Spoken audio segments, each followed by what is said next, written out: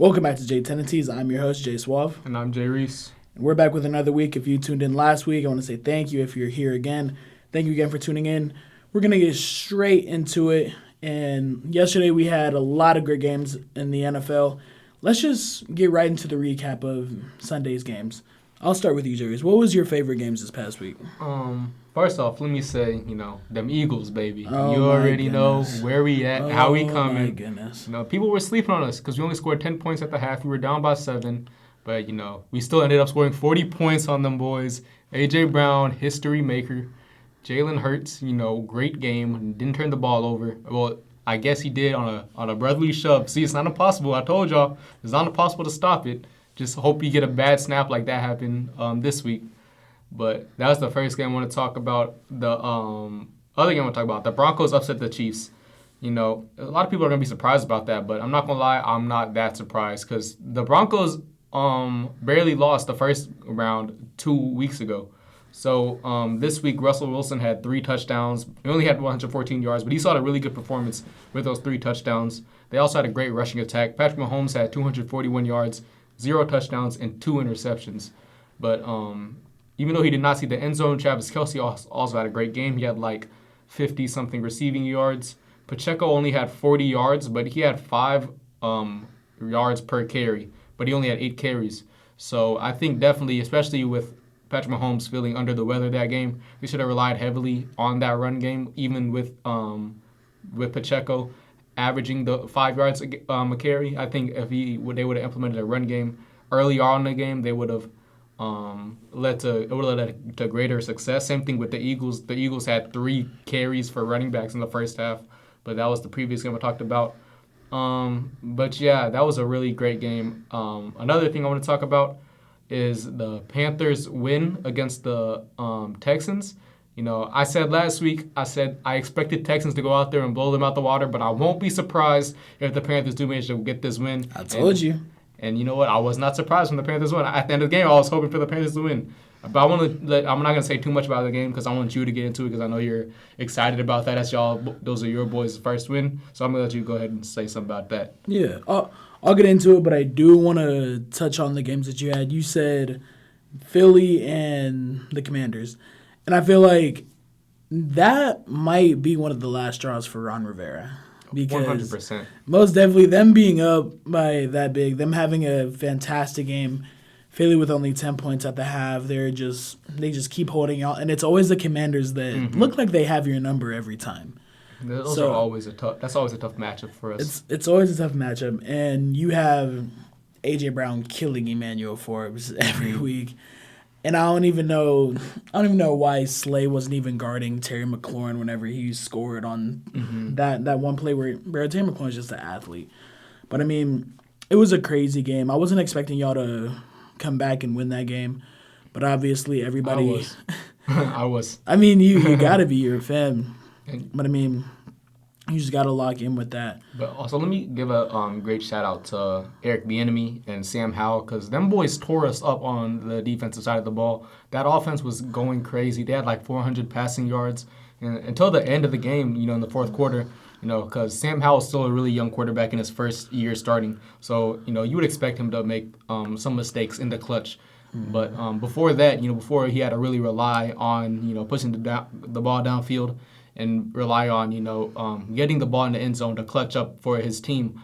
He was playing really well all game. So shout out to him. He was making me really upset because against everybody else, he was Tim Tebow on the Patriots. But, against us, he wants to be Tom Brady, throwing for 400, 350, incredible games. But, shout out to them. Yeah, it did. Even touch on the Chiefs game, too. We talked about Travis Kelce. He didn't really have an ideal second half. I know he ended up with 58 yards, but in the first half he had 5 receptions for 51. Yeah. So the second half ended up getting 1 reception for 7 yards. And I only know that because he's on my fantasy, so I was kind of mad about that. I ended up losing this week, which sucks. But, I mean, it is what it is.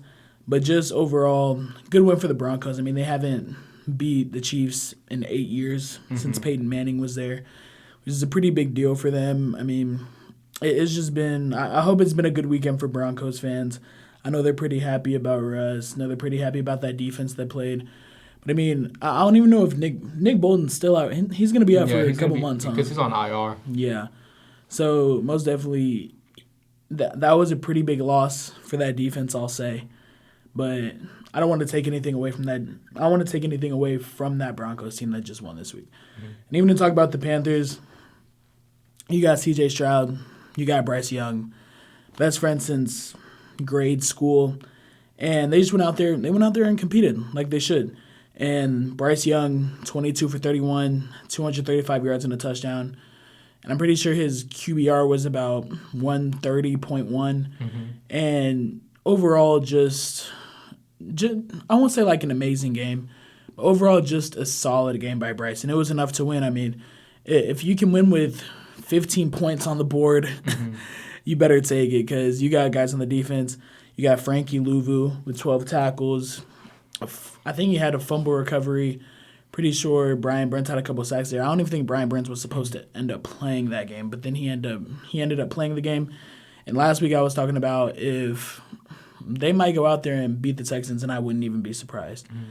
And it's just because this Panthers team, if there was anyone that they could have beat after being 0-6, it would have been the Texans. Mm-hmm. And then shout out to y'all defense. C.J. Stroud's having a great year. He's looking like the runaway rookie of the offensive rookie of the year. And y'all defense only held him to 16 out of 24 completions. And he only had 140 yards with 0 touchdowns. Like, that's great. The one touchdown was that one rushing touchdown on the fullback, on the 1 yard line. So those are pretty much more or less automatic. So being able to hold the offensive rookie of the year to only 140 passing yards, it's a great thing for you because no one really had his number like that all year. Mm-hmm. But yeah, most definitely. And the defense, bro, just really impacted shots accuracy with just a number of batted balls, mm-hmm. swats and sacks. So, and there's one of it's a really big confidence boost for Carolina too. I mean, they don't have the best stretch coming up, but they're gonna get some divisional games in there. They're gonna play the Cowboys not this week, but I think it's in 2 weeks. But Houston is the type of team that makes you beat them. They don't make a lot of mistakes. So whenever you make that team make mistakes and whenever Carolina isn't beating themselves, whenever you don't beat yourself, you play differently. Now, one more thing I want to talk about because we do want to head into some of the NBA games that happened this past week. I want to talk about injuries. Injuries. The league has been raved by injuries the past week, especially at the quarterback position. Kirk Cousins, unfortunately, is out with an Achilles tear.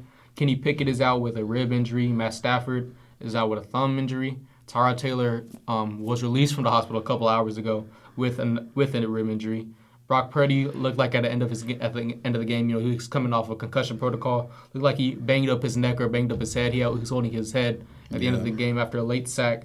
And Jalen Hurts has had a knee injury over the last couple games, and he was in the training room an hour after the game, getting his knee looked at before going to the pressers. So, I don't know what it is this season, but injuries have really been hitting these quarterbacks, and not just these quarterbacks, but the whole league really hard. Yeah, I mean, I won't say this is the only year where it's been bad, because it was bad. I think I'm pretty sure it was COVID year or the year after. Was really bad, especially on the Eagles. There was 20 people that were hurt on the Eagles starters. Yeah, and then it was either last year or the year before where the Broncos had 24 guys on IR. So I won't say it's expected, which it's not, but it's also you can't count stuff like that out. I mean, it happens. It's a game, and hopefully, it's just you just don't hope for it to happen. At least, I mean, it just sucks to see guys go out like that, especially whenever they're a key centerpiece to their team. You got guys like Brock Purdy, you got guys like Kirk Cousins and Kenny Pickett who know the playbook in and out. And then you got to get a new guy in there, which doesn't usually work well. We've seen some guys that has worked well, but sometimes it just kind of brings the morale down with the team. Let's go ahead, before we get into our first topic, let's go ahead and talk about some of those NBA games from the first week. I'm going to let you start this one off. So I was actually kind of surprised with the Celtics start being 2-0. And that's mainly, I know I'm a Tatum fan, but whenever the Celtics go out and play the Knicks, I always feel like the Knicks always have their number. But, I mean, Tatum went out there, had 38 points, pretty sure. And this is in the Garden, by the way. So they go out there, 38 points. Kristaps, great pickup this offseason. Mm-hmm. Debut with the Celtics, he had 30 points and 8 rebounds. And that's what we need. And he had a couple blocks on the defensive side, too. And losing a guy like Robert Williams, you just got to have a guy that can replace him on that type of side on the defense. And Robert Williams is not as talented as Kristaps offensively.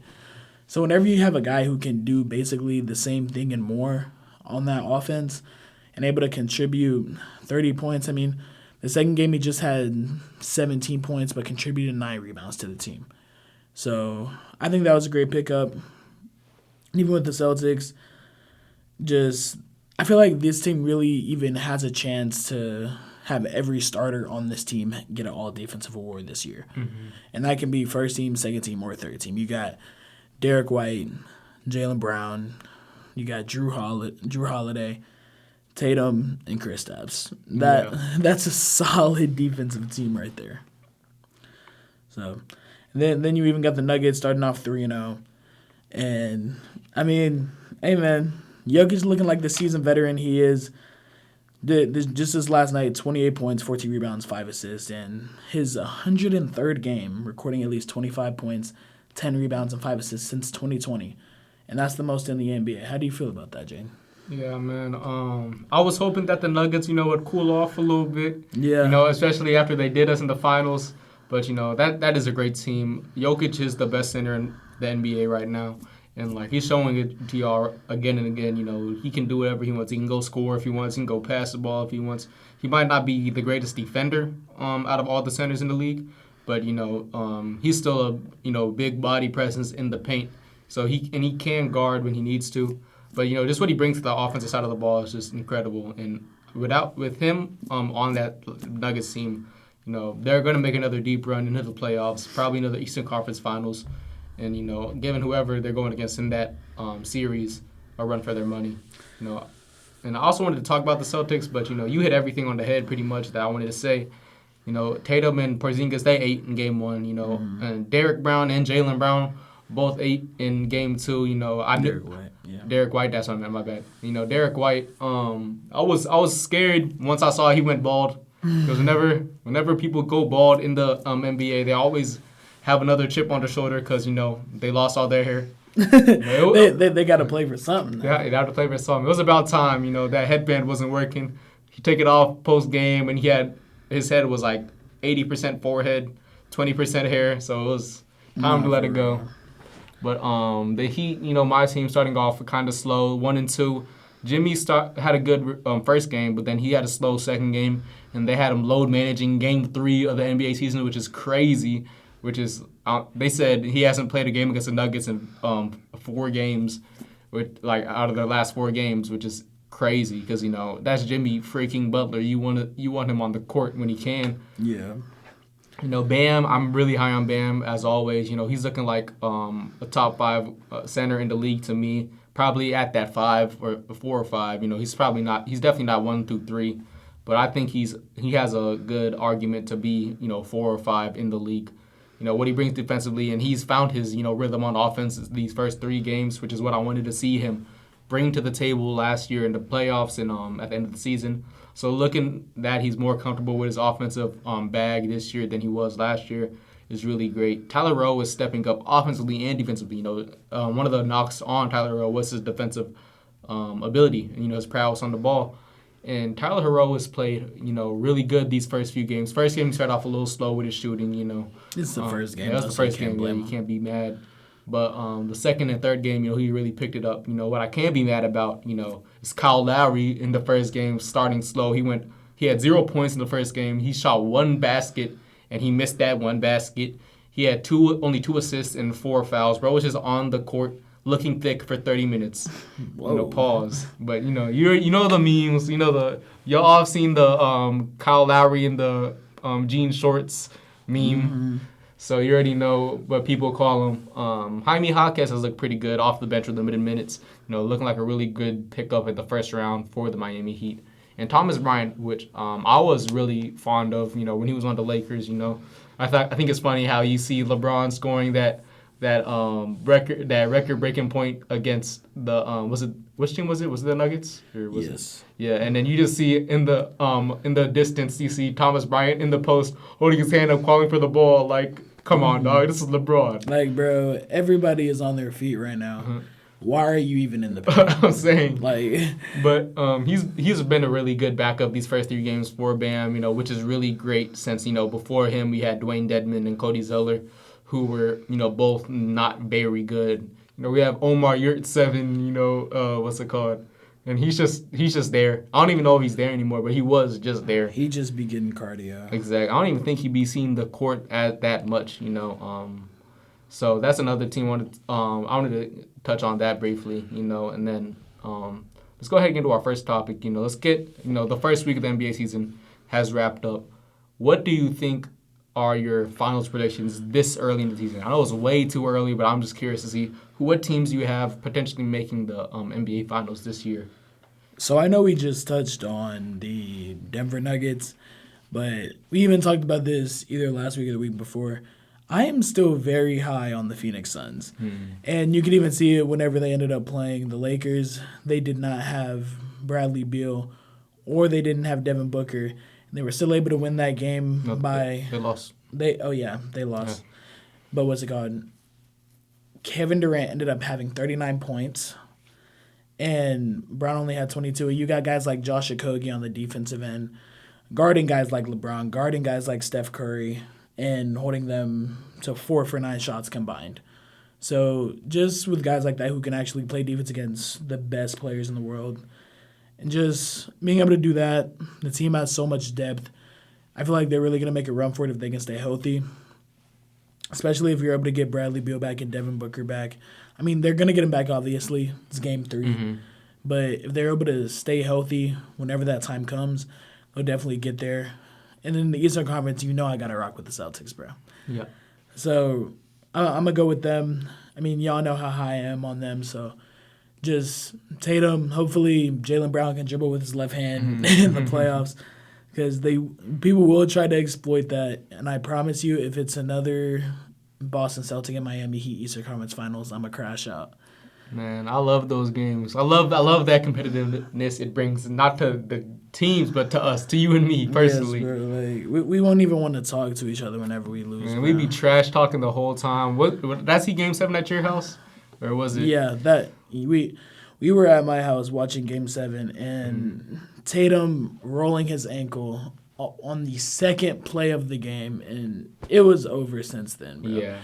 You got guys like, what's it called, Caleb Martin shooting 8 for 8 from the 3. Like, what even is this? Gabe Vincent going off. And bro, speaking of Gabe Vincent, he's had like 6 points, 2 points, and 4 points in his first 3 games. Yeah, he's definitely been struggling. And like during the Heat, he's just getting all the buckets in the world against Boston. I'll never understand. Coach Spo knows what to do with those role players, But 2 teams that I had, that could make the finals. Definitely the Nuggets. I can't count out the Nuggets. I can't count out Jokic in them, especially if they stay healthy. The only thing that would cause them to not make a run for the finals is if one of the 2 main players gets injured, which I hope doesn't happen. So as long as they're healthy, they're rolling to the finals. It's not might be an easy road, but they're making a strong push. And the Celtics, obviously, they're looking great to start the season off. It all depends on if they're able to maintain it, but I'm pretty sure they'll be able to maintain it. The Lakers, even though they're 1-2 right now, I have them looking good. First thing I want to say, it's freaking LeBron James. You're 21. I don't care what you say. It's the GOAT. Not my GOAT. It's the GOAT. I don't care what you say. Shannon Sharp agrees with me. Shannon Sharp knows what he's talking about because LeBron is him. But to be even more specific, they've had 2 losses. The losses have been pretty close, right? The Nuggets, it was by 12 points, but they I thought it was really manageable. They could have came back, in the 4th or whatnot. But Anthony Davis did not show up that game. He's had 17 points in the first half, and then he just didn't score a single bucket in the second half of the game. Yeah. And then the Kings, they lost to Malik Monk going crazy in overtime. And then, which was really close, what I'm saying? They went into overtime. And they only lost by 5 points in overtime, But those last two games, Anthony Davis really picked it up. So LeBron doesn't have to do as much. Like I said before, he is in year 21. You shouldn't expect this 38, 39-year-old player to be your best player on the team. So when he's your best player on the team, at that age, he's not gonna perform as great as he has his previous years. But LeBron's still giving you 20 points. Having I wouldn't want to say down here because it's only like 3 games in, but he's not having he's 39 years old and he's still averaging 20 points a game. At 39 years old, you should not be the best player on your team. Exactly. So, but also Austin Reeves, he's been hyped up all offseason. Like I didn't think he was gonna be that third option on the team to be like the big 3 like they were promoting it to be. Mm-hmm. They were like hyping it up way too much, but he is underperforming. Like you got all that hype, he did all that talking, and he hasn't played great these first 3 games, and he just needs to step up a little bit. The role players have been playing pretty decent and pretty good. Obviously, Gabe Vincent, I'd like to see him do a little bit more, be better. Because, I've seen what he could do in Miami. And you see, but you also have role players like, I didn't see if Max Strus had a great game 2 and 3 with the Cavaliers, but I know he had that really great first game with the Cavaliers. Mm-hmm. So he's able to, stay consistent with his play that he had last year. I just hope that Gabe Vincent kind of finds his rhythm over there in LA and finds his rhythm. And that's another team I think could make a run at the finals. And do you have anything to say before I say my last team?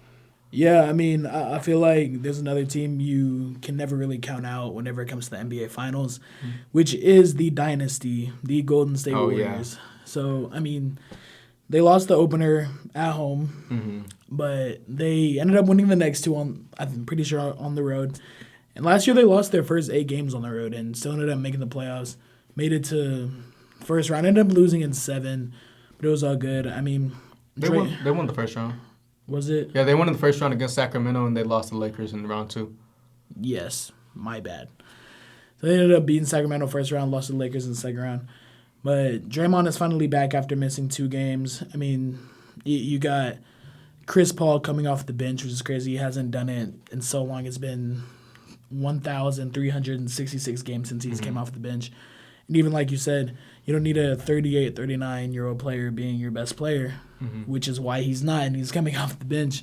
But being a caliber player like Chris Paul, I'm not going to say I'm too high on him, but he's definitely one of the guys that can get it done. Yeah. So. And then also, I just want to say this while we're on the topic of the Warriors. I know y'all seen what Steph Curry did to Dillon Brooks. Yeah, that made my day. It made my day. I hate Dillon Brooks with a passion. He poked my bear. He poked LeBron, and then seeing him getting done dirty. Like Steph ain't have to do all that. Steph crossed him once. He could have drove to the paint, got an easy floater. He said, nah, he didn't want it back. He got Dillon Brooks to get back, crossed him again. Could have took a easy, pull up 3. He said, nah, let me wait till he comes back. Pump fake. Dillon Brooks is in the air, high-fiving, waving at the stands, He made him look like a fool, bro. Dillon Brooks said he wants to be a villain this year. Dillon Brooks, you're not nothing, bro. But, I mean, he just says some crazy stuff, especially whenever he's talking about Wemby. He was like, he's just tall. That's it. Like, Wemby is definitely one of them ones. But Dillon Brooks just be talking to talk. But the last team I want to talk about is the Milwaukee Bucks. They got the guy that we wanted desperately over there in Miami. They got Dame, and he had a great game 1. He had like 50 points, if I'm not mistaken, 51 in his debut, or maybe am I wrong? He had 39 points in his debut. Who got 51 in their debut? Am I thinking about a different person? Maybe. I think the highest point someone scored was Donovan Mitchell, but I think he only had like 43. Okay, I'll probably think about something else then. But Dame had a really good first game. He didn't have such a great second game, but I think they're still trying to get it all figured out because Dame was traded pretty late in the offseason. So they're still trying to find their rhythm together. But once they get their rhythm together, I think they're making a run at it. You don't get a person like Dame freaking Dollar and expect not to go to the finals, especially with someone like Giannis, who is arguably the best player in the league. Probably not because, you have Jokic. But, a couple years ago, Giannis was arguably the best player in the league. And then just that pick and roll dynamic that they're going to have eventually, with Dame at the top of the key, be able to shoot the three. So if you guard Dame, you're going to leave Giannis open for the dunk. And Giannis, what he does in the paint. Giannis can do it by himself. So that's going to be interesting to see by the time the playoffs come around. Yeah, I'm pretty sure. The guy that you were talking about getting 51 points, I'm pretty sure it was Luka. Ah, goodness. I know our Dallas people are like that a little bit. He's averaging 41 points, 11 and a half rebounds, and 8.5 assists off 3 games. But he's been doing this, man. He's always been him.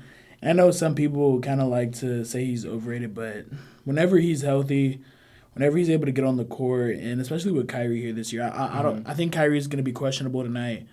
But most definitely, Luka's just like, I can't even explain it for real. Like, he's just handling the ball, but you can't take it from him, and he'll just shoot it in your face and then just splash it. Pause. Oh, my goodness.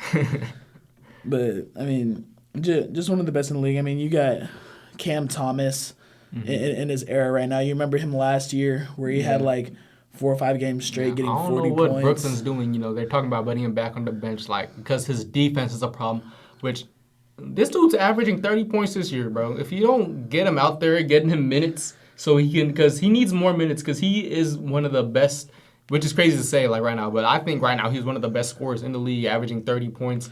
He scored 30 points off the bench, then he scored 30 points in a close game that other day. I just think, he needs his time to shine. They need to give him an opportunity. And also going back to Luka, I was a Luka hater, I'm not going to lie. And it made me mad because he was just good, and I was just hating on how good he was. But, Luka is an incredible basketball player, and you saw what he did, was it a couple nights ago when he had that crazy, was it a game winner or was it to ice the game? I think it was, I don't think it was a game winner. I think it was just to ice it. Just to ice it. But, like, he shot this crazy, it was like it wasn't like a floater, it was like a... It was off the glass, too. It was just a crazy shot he made from the 3. He's a circus animal, bro. But just guys like that. I mean, Luka, one of the best players in the league. So just to move on from that, we're going to get into our top 5 receivers this week in the NFL season. It's going to be a big current.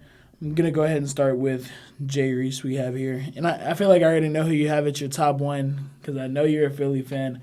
Just go ahead and spew it out for me. All right. Since you said it already, A.J. freaking Brown. That's a grown-ass man, all right? That dude is swole Batman for a reason, guys. He just broke Calvin Johnson's record for most consecutive games with 125 receiving yards. And, he's on pace to get 2,000 yards. There's another receiver in the league that's on pace to get over 2,000 yards. But, with A.J. Brown, he has 939 receiving yards, 60 receptions, and 5 touchdowns.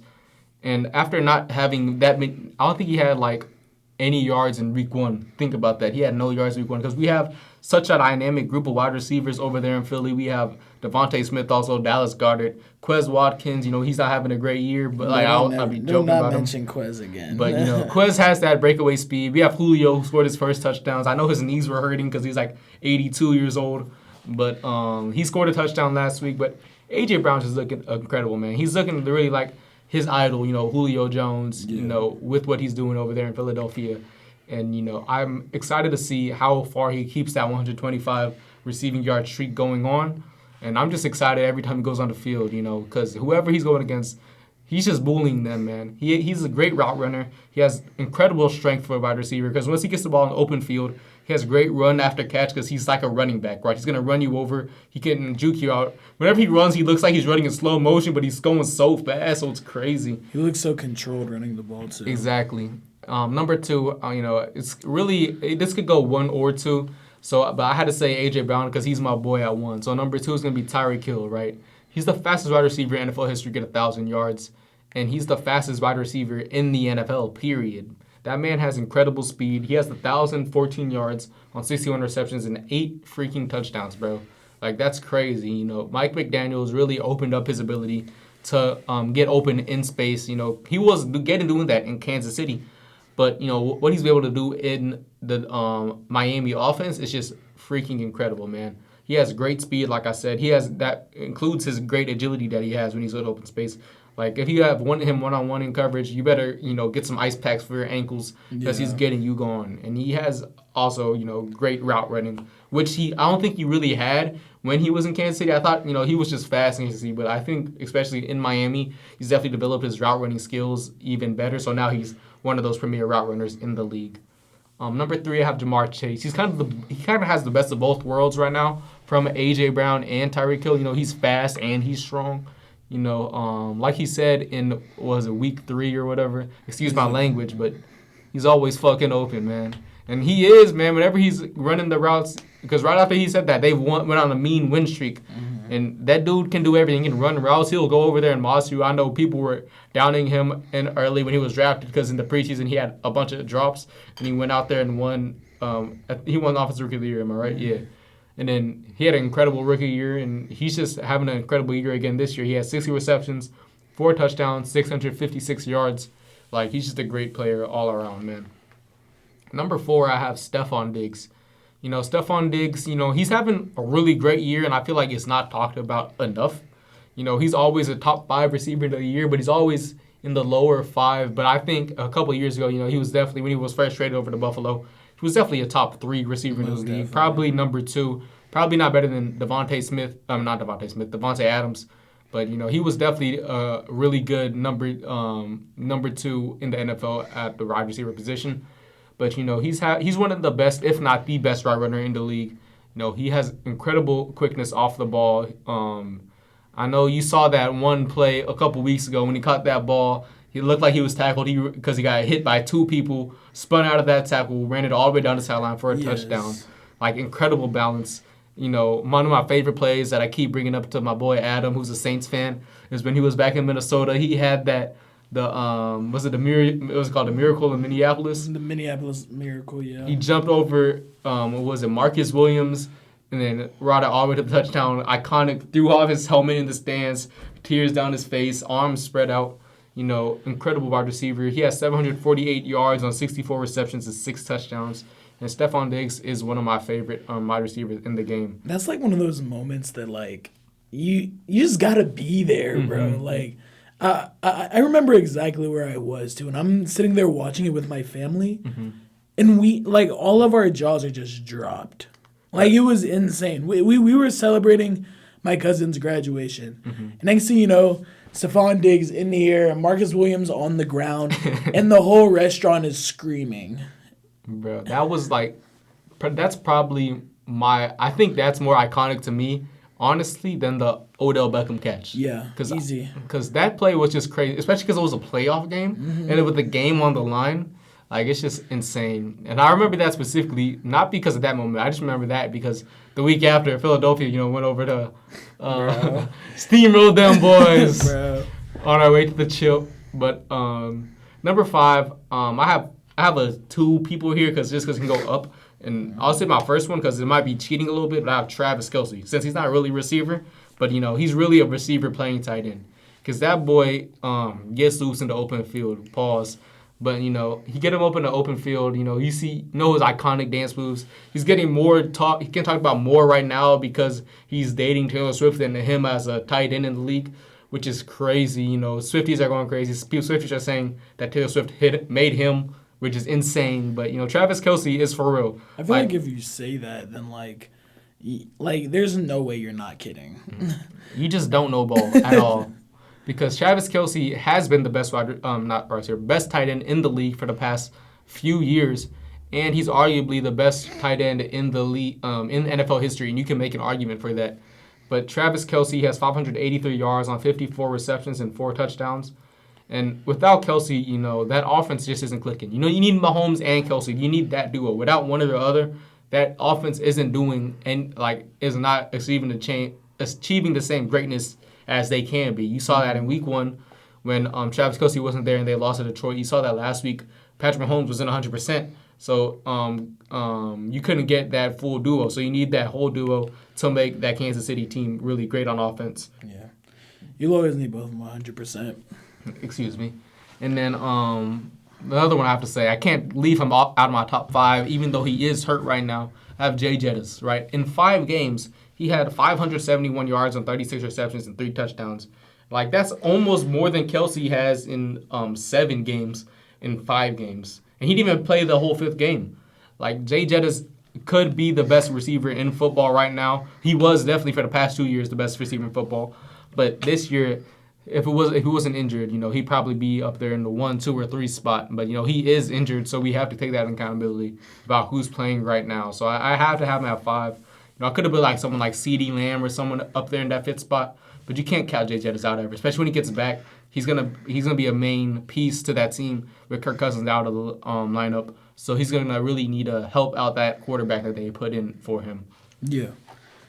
And to start off my list, it's we kind of have similar people on our list, but I started off with Tyreek Hill. Mm-hmm. I mean, you got the fastest receiver to 1,000 yards, like you said. Mm-hmm. But I feel like the main thing that separates the two is just the speed, man. And I know that's like cliche to say because everybody knows it.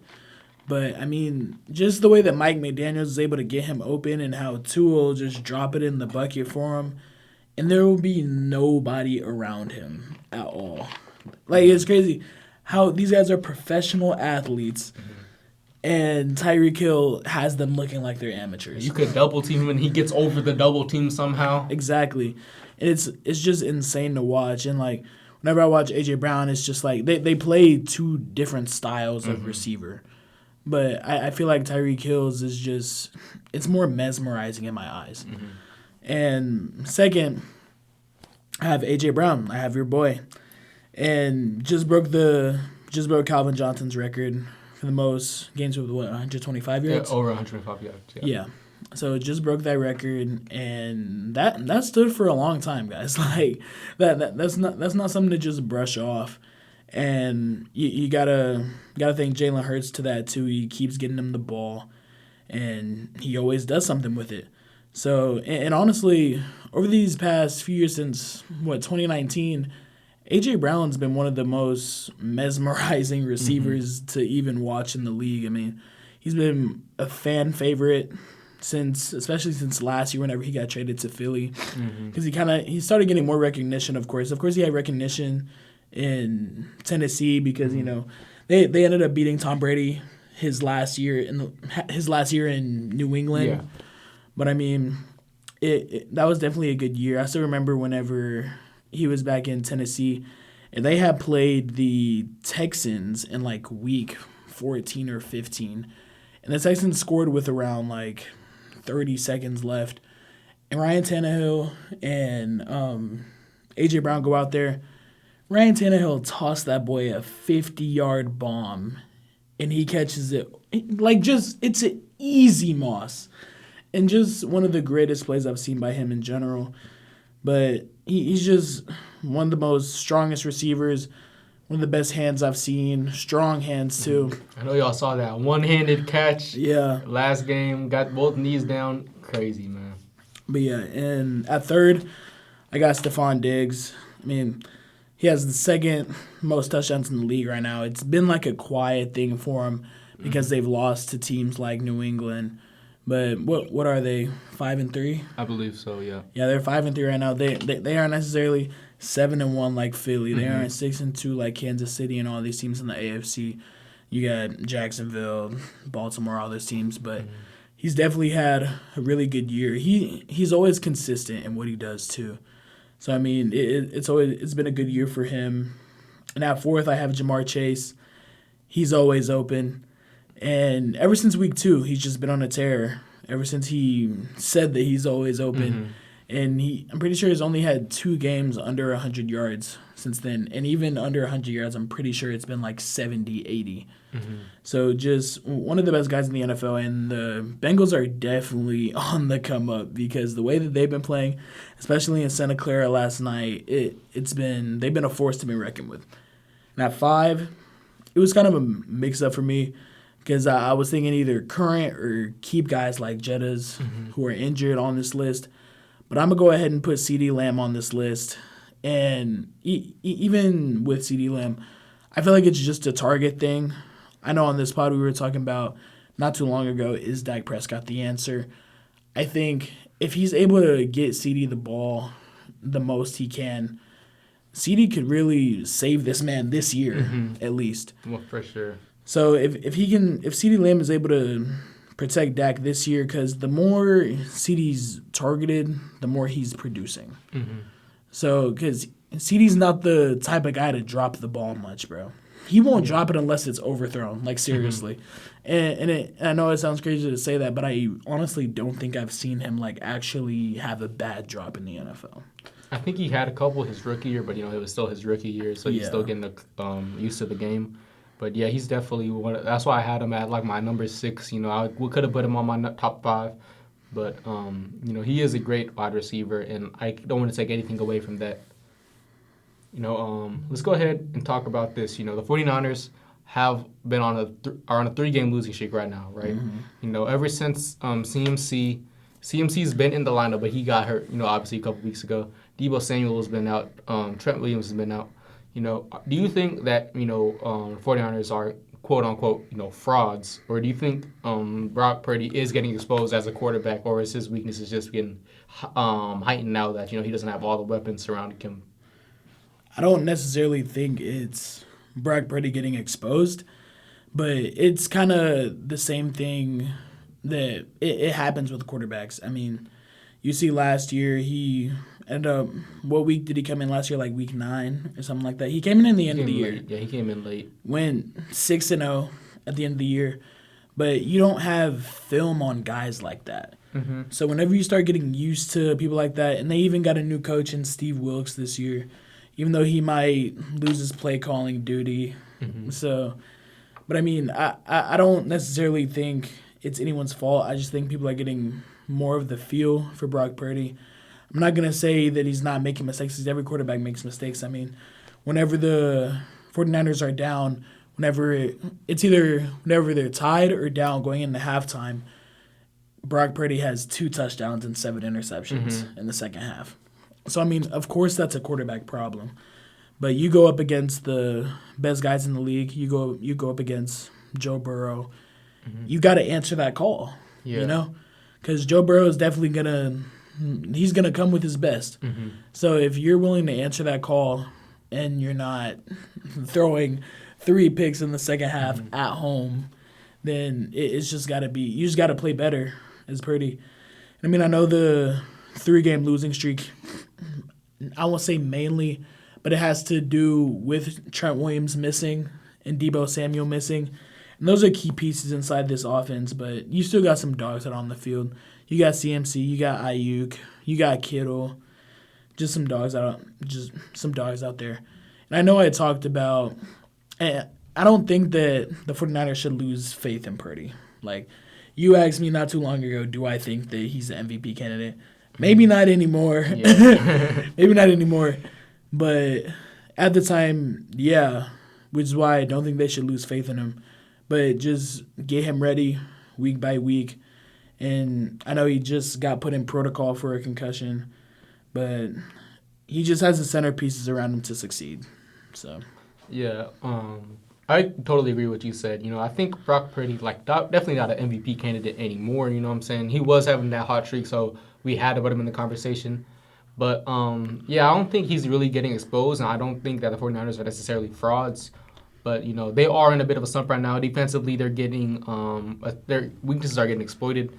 When their defense was normally giving up like 15 points a game, that's when Brock Purdy really shined, because he didn't really have to put up 30 points a game and whatnot, but he was.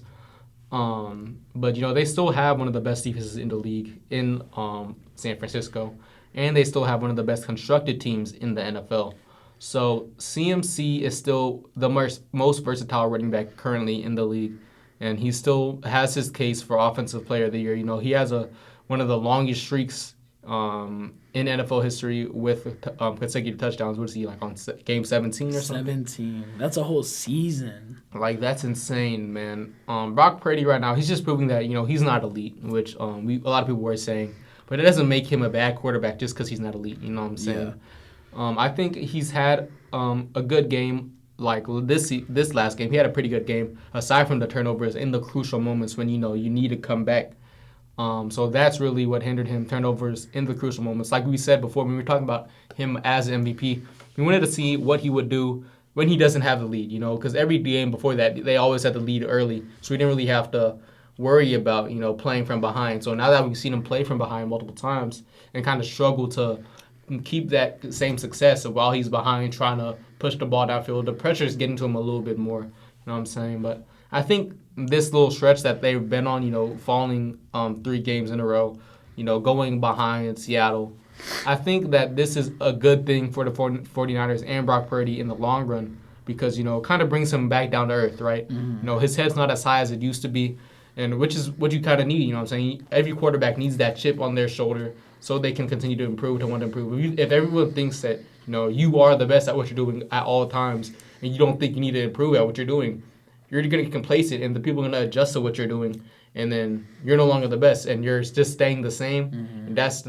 not how good athletes work, you know what I'm saying? You need to get better, and I think now Brock Purdy's like, all right, now I know where I need to step up in my game and how I need to step my game up to make this team as the best it can be.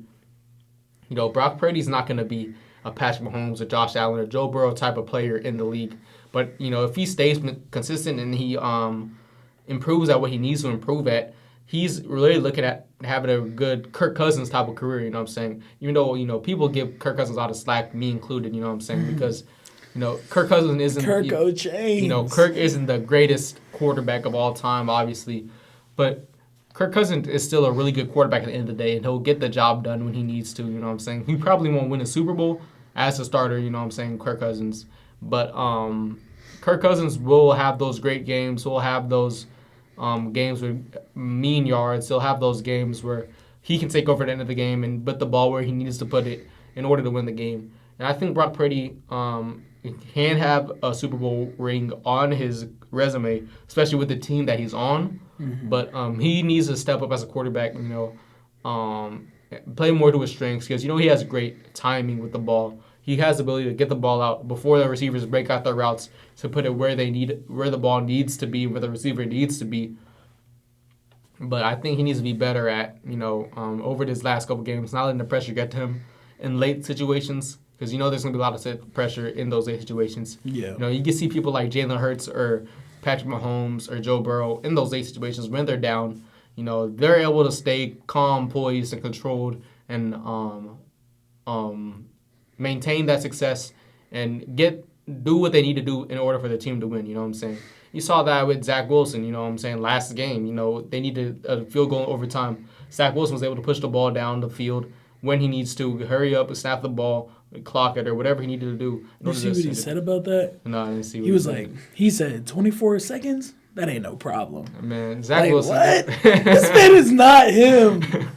Yeah, I'll let him have that this week just because, he had a great game. But Zach Wilson, don't let me catch you saying some reckless stuff like that again. But I think it's also a thing of, like I said with Zach Wilson, when you have time, when you're in the league for a while, that some of that stuff will come with the job. You know what I'm saying? Mm-hmm. So you're not gonna have it in your first full season starting. So just give it a little time, and he'll be all good in the long run. All right, man. Games of the week. We always got our 3 games of the week on both sides. So do you want to go ahead and go first, or do you want me to go first? How you want to do this week? Yeah, man. I'll go ahead and go first. Gotcha. So one of my big games for the week, I always put this team in one of my big games of the week, but I'm going to go ahead and go Seattle and Baltimore. Mm-hmm. Both of these teams, well, Baltimore's 6-2, Seattle's 5-2. I'm pretty high on Seattle this year. They've realistically only had one bad game, and that was to the Rams, 30-13. Then they ended up losing to the Bengals right whenever they got on their hot streak, but they only ended up losing by 4 and held that team to 17 points. So I feel like that's going to be a pretty big game this week. Seattle also made that big trade today for Leonard Williams. Yeah, gave up a what's it called? I think it was a second and a fifth. Yeah. So and they're gonna be playing at Baltimore, so it'll be fun to see, and I'm just excited for it. And another game I have is one of my games of the week. I'm going to go ahead and put the Titans and the Steelers. And I say that because Will Levis had himself a game, y'all. 4 tuds in his debut, where he was supposed to be splitting snaps with Malik Willis, but they're like, nah, let me keep this guy in. This guy's cooking. Yeah, but I mean, And even this past week, I thought it would be an easy win for the Falcons, knowing that they would probably split reps. Will Levis didn't look that good in the preseason. But, I mean, just them missing Tannehill, I thought it'd just be an easy win for him. But with Levis starting, he soared, man. Like, and it was crazy. And he went 19 for 29, 238 yards and 4 touchdowns, and gave DeAndre Hopkins the best game of the year so far. And with 4 catches, 138 yards, and 3 touchdowns, that's the most he's benefited all year from a quarterback. Yeah. So hopefully, if he can really do this again, I mean, what if we end up seeing another Brock Purdy type guy and Will Levis? That'd be insane. It would be insane, and that's why I'm excited for it. Another game, I'm not too high on really a lot of games this week. But, I mean, another game that should be interesting, I'll say, will definitely be the Vikings versus Falcons. And I only say that because, like, these teams are so mid. But it's like, I don't know who's going to win, but I feel like it would also be a good game. And they're going to play in Atlanta.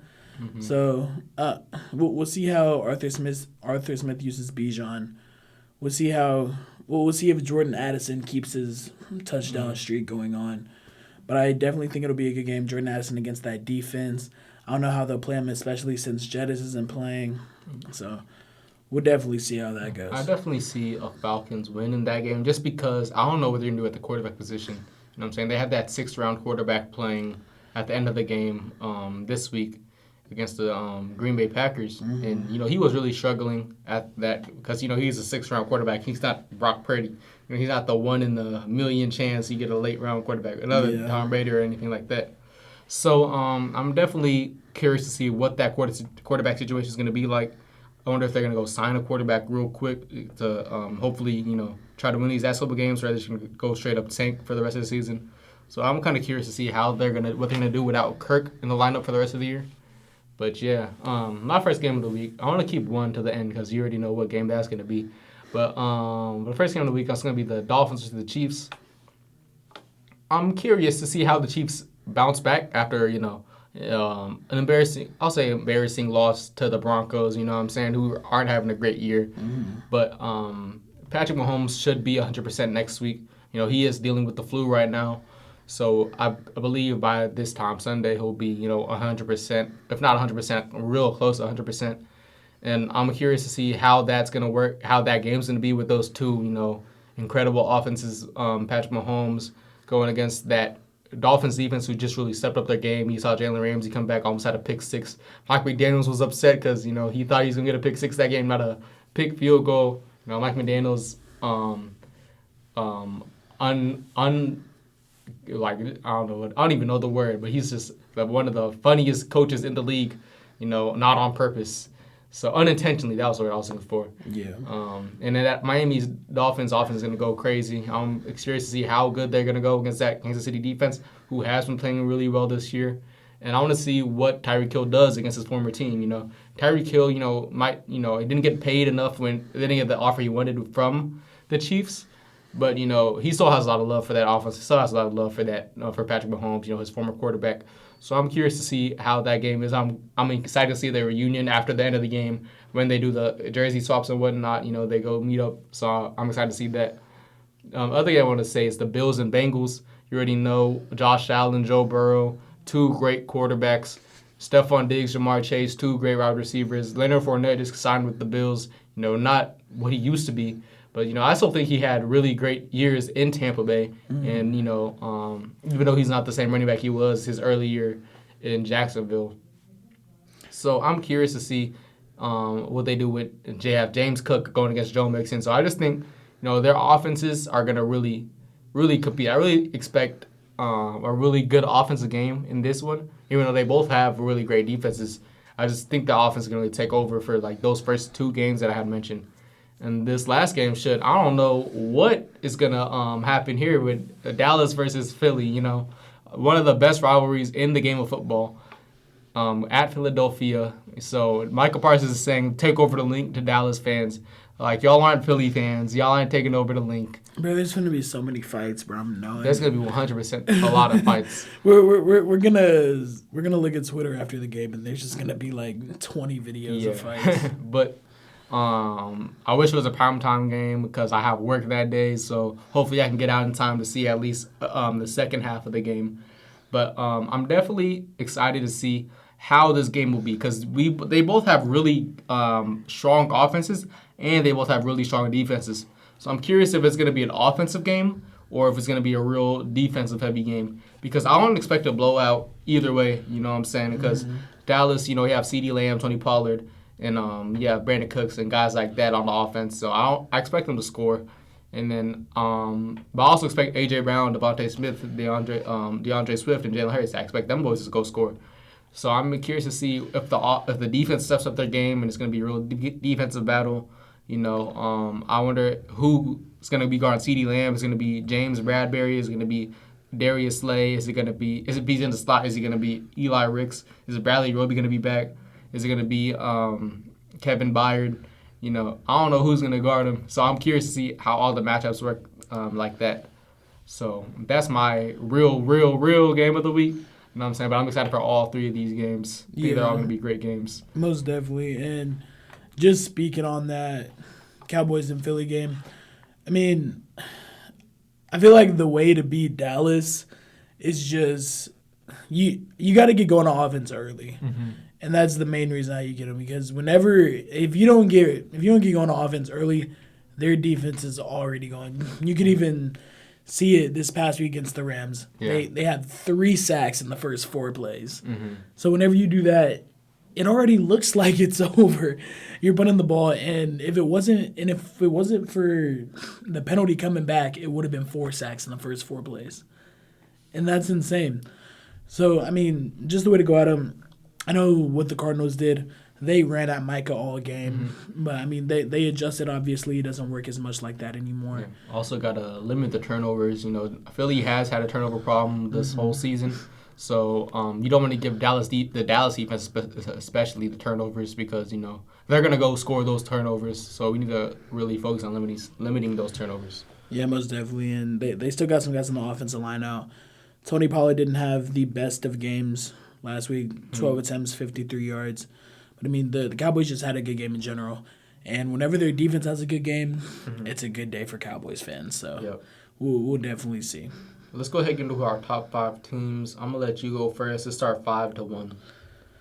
So my first team, I'm going to put at number 5, I have the Seattle Seahawks. And I know I was talking about them earlier. I'm high on them. Only bad game they've had was against the Rams. But other than that, they've looked quite fantastic throughout these weeks. Losing to the Bengals, okay, cool. But they've been able to beat good teams. They beat teams who have honestly are going to make the playoffs this year. And they're also just been playing solid in general. At number 4, I have the Chiefs. They went down quite a bit after last week. But, I mean, it happens whenever you lose to a team that's only, had 2 wins this year. Yeah. So you gave them their 3rd win. Yeah. So losing to a team like that, I get that your starting quarterback isn't in the best position right now. I get that your star linebacker is on IR. But I mean, stuff like that is going to bring you down. And then at 3rd, I have the Jacksonville Jaguars.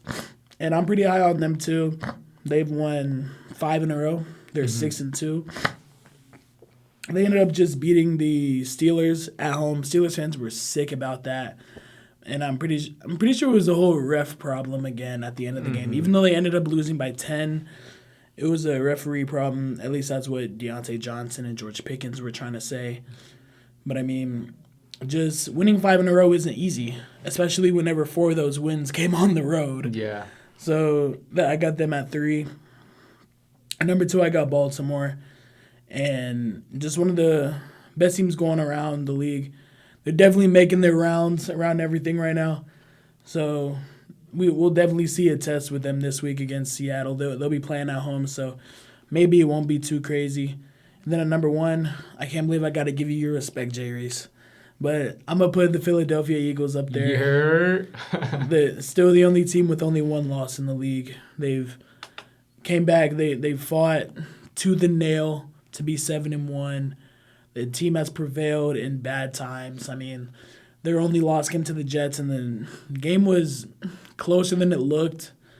And they would have really had a chance to be 8-0 if they just would have played the game better and not make as many mistakes in the turnover battle. But I mean, I can say that about any team, but at the same time, it's just one of those things where the turnover battle kills you. So Yeah. I got Philly at 1, and we'll see how this changes up next week, depending on how these teams stay.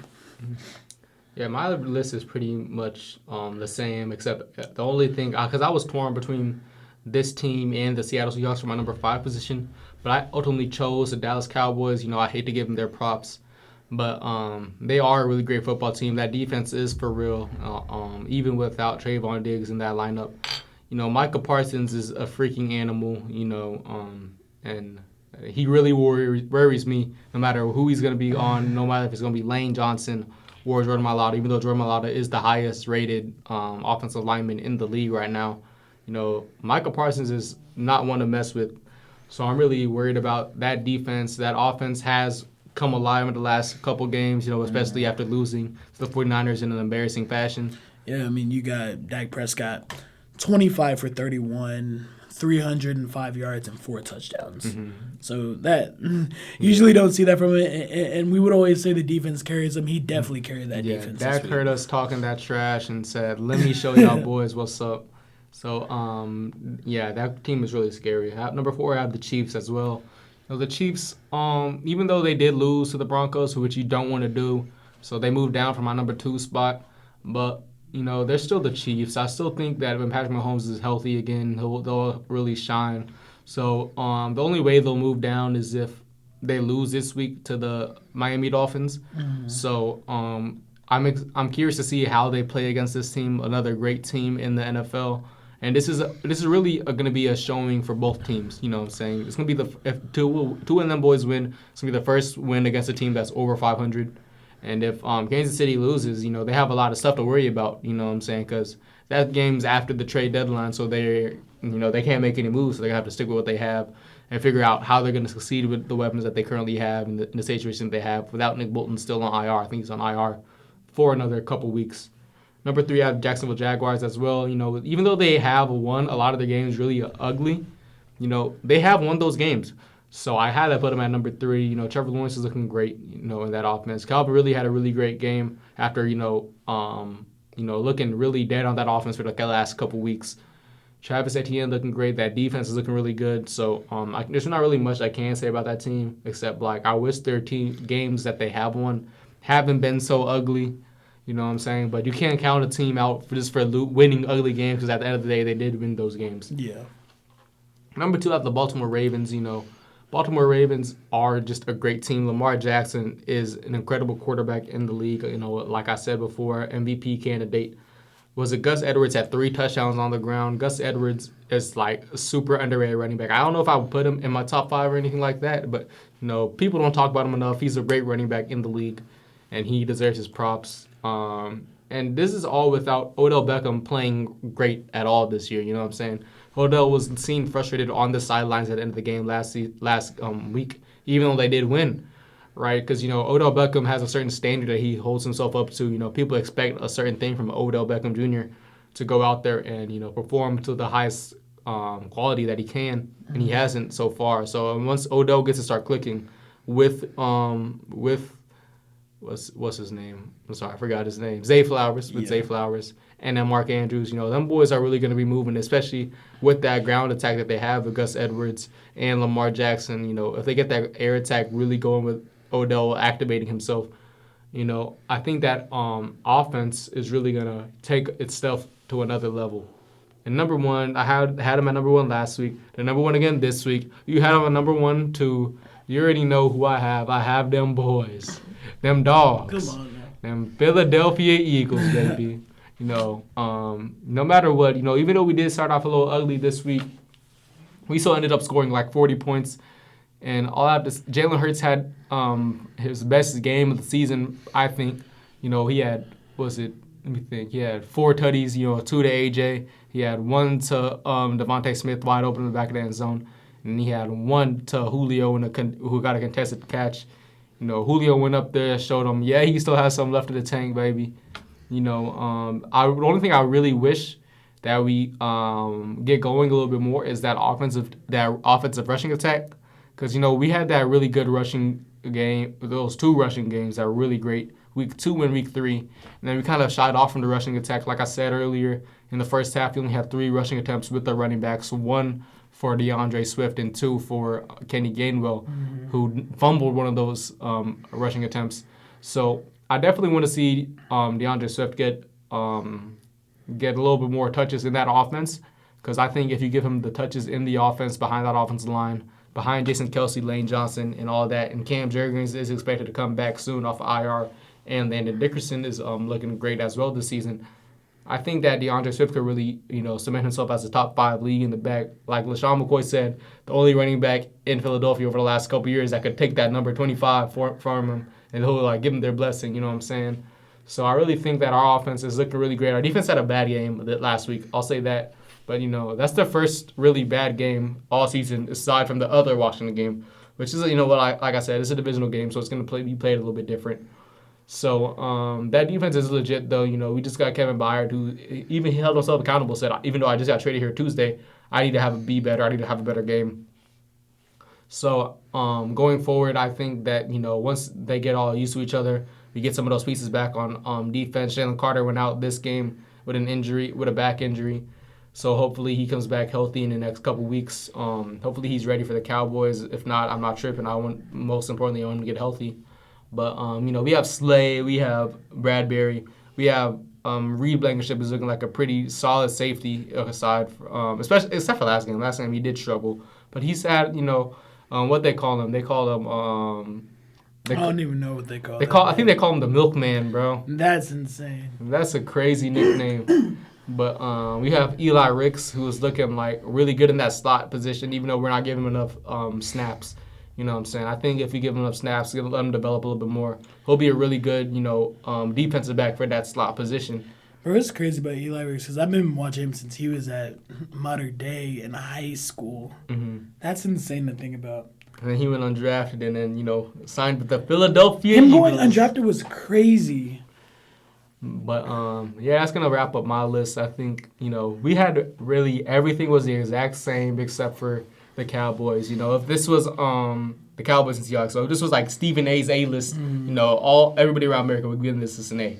Yeah, you know what I'm saying? Except for Stephen A haters who wouldn't give him anything, Yeah, but I mean, the more weeks we get into the season, the better the teams get, the more they'll stay on that top 5 list. Yeah. So that's going to go ahead and wrap up our pod for today. If you tuned in, I want to say thank you. If you've been here every week, I want to say thank you too. If this is your first time, we hope you enjoyed it. And would you like to say anything before we go? Yeah, just tune in on Friday, guys. I'm not sure exactly what we'll be talking about, but just know it's going to be a very interesting episode, one way or the other. All right. Thank y'all for tuning in. We'll catch y'all later. We appreciate you guys.